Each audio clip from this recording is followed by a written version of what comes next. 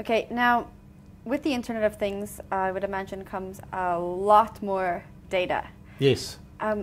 Do you think that South Africa has the capabilities to support this Yes. at the moment? No, absolutely. You look at what the service providers, what Telkom are doing in terms of putting down fiber into the cities. They're gonna meet the bandwidth demands. The biggest bandwidth demand today, we look globally, is video streaming. Internet. That at peak times is like 40-50% of the internet capacity is being used up by video streaming. Businesses, such as your own group, are aware of this. Right. And the people that are going to deliver are the service providers and our telcos, and they definitely there's a huge amount of money in it. So I think what's interesting here is we are not as much reliant on wires for the last mile. That's going to be much more wireless using 3G and LTE going forward. What is interesting to me is, I mean, if you have all these things that are connected to the internet, obviously you're going to use a lot more data. Yes. And right now, I mean, we have our computers and our smartphones and those kinds of things. The majority of people don't have some of the products we were speaking about earlier. Yeah. So do the service providers, do they need to expand, or are they able to support that now? I do believe they're able to support it. We look at some of the offerings you're getting, even services like Dropbox, what they give away for free in terms of storage capacity for a lot of your information. That's fine. I think the storage requirement you have that takes up a lot of storage are typically photographs and video. All other data is minuscule compared to what that would take up. Okay. Well, on the note of storing photographs, video, information, it's a little bit off topic, but I want to know, where does all of that data get stored and who owns it? How do you know what's out there and who has access to it? Well, that's a very interesting question with a long answer. Yeah. And it's when you take up a service, whether you're paying for the service or you're getting a free service, it's your data, so it's, as the consumer of it, it's your responsibility to understand what's going. And that's very clouded. It's not easy and transparent for the average user to understand that.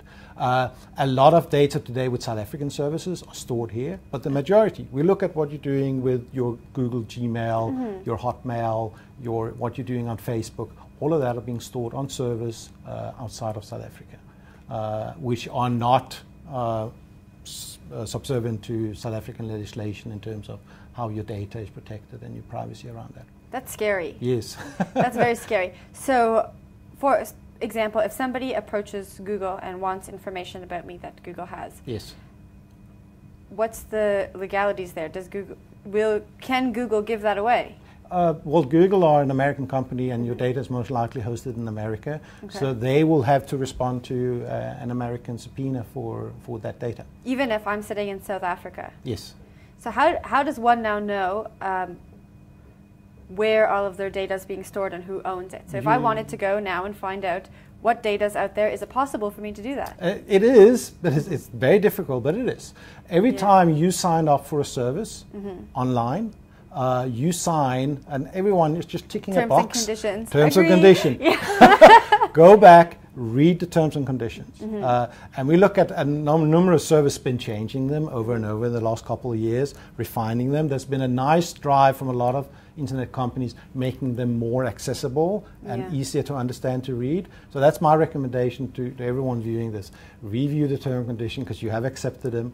And if you and if you find that you're not comfortable with it, then you should look for a similar service from another provider, which I know can be very, very difficult, especially with social network services, because you're either part of the social network with all your friends and family, or you're not. So it really seems like you need to make the decision right there and then. Do I want to be a part of the social network? Do I want to be involved, or do I not? Well, you got to understand the risks. So so whenever we do security, whenever you determine how much do I want to spend on protecting myself, you got to look at what is the value of the asset you're protecting.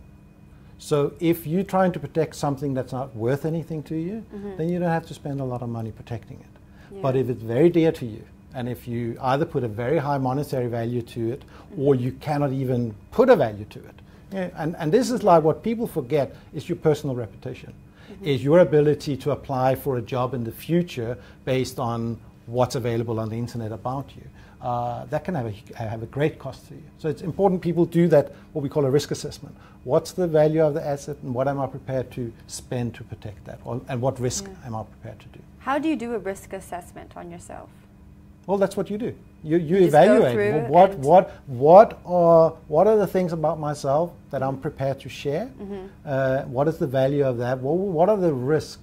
What are the outcome if this leaks out to the There's a photo of you at a party over the weekend. I was interested to see where you were going with that. You want to put that up on Facebook? You got to look at it. It says, "Am I happy with everyone seeing this?" Because you can't assume it's just a closed group now. It'll most likely be a larger group going into the future. How happy are you about this in 10 years, in 20 years' time? It's a difficult question to answer, but people have to, and you've got to have the maturity, which is difficult, especially how do we protect the younger people today, which are still learning. You see people even before their teens are active on the internet and using all these tools, and how can we expect them to do this? So there's some very big questions that and parents putting photos of their kids up, maybe family members. So it seems like quite a gray area. It is very gray. Maybe moving forward it will become more clear how we deal with that. Yeah. Cool. Well, thank you so much for joining us. Thank you.